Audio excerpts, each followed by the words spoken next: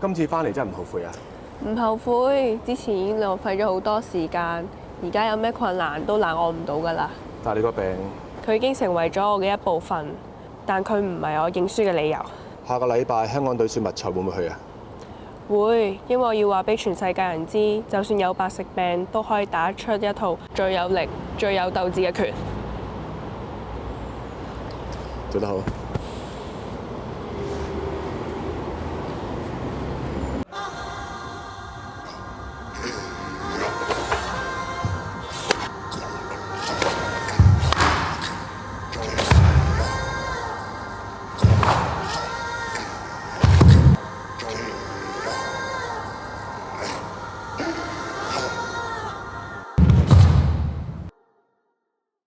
恭喜你！夢想從來唔會因為唔完美而消失，只要敢去追，就一定摸到。以後我要着住道袍，代表香港去比賽，俾更加多人知道，有白色病都可以成為出色嘅空手道運動員。